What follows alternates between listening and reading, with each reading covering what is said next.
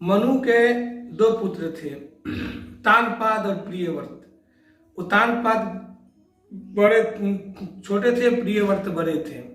लेकिन सबसे पहले प्रियव्रत चूंकि चले गए थे भजन करने के लिए, इसीलिए उतानपाद को राज्य देना पड़ा। उतानपाद के ही वंश में ध्रुव जी प्रकट हुए।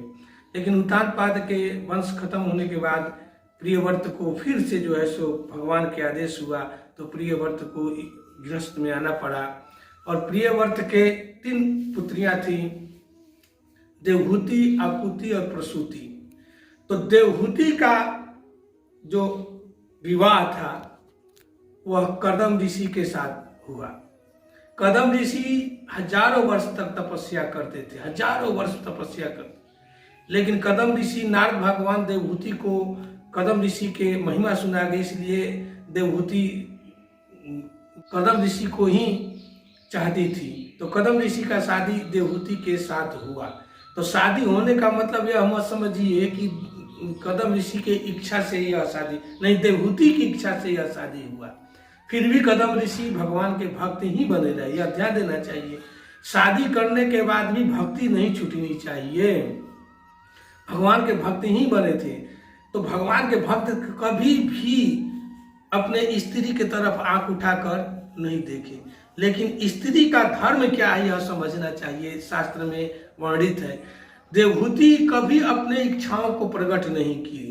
पहला धर्म है कि अपने इच्छा स्त्री को कभी भी प्रकट नहीं करना चाहिए। अरे भाई, पति है, पति की इच्छा है कि हम सजे सवरे, तो वो खुद ला कर देंगे और कहेंगे कि तुम सजो सवरो। लेकिन पति की इच्छा है ही नहीं कि मैं कुछ धारण करूं, श्रृंगार धारण करूं, तो कोई बात नहीं है, हमारे पति की इच्छा नहीं है, हम नहीं धारण करेंगे।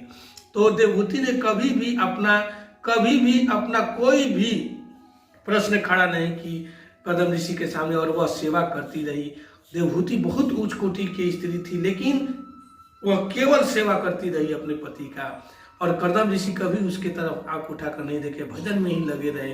लेकिन एक दिन देवहूति बहुत रुग्ण हो गई थी, बहुत कमजोर हो गई थी। तब कदम ऋषि जब देखे, उन पर नजर गया, तो कहे कि हे देवहूति, तुम ब्रह्मांड के सबसे सुंदर स्त्री, और तुम इस अवस्था में हो गई हो, हमको तुम पर दया आ रहा है। देखिए, प्रेम नहीं से दया आ रहा है। और कहे कि तुम मांगो, जो मांगोगी सो मैं दूंगा।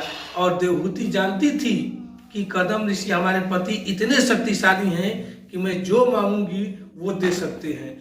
तो देवहूति ने कहा कि जो स्त्री का प्रबल इच्छा है वो भी यहाँ प्रकट होता है, शास्त्र में पहले से ही।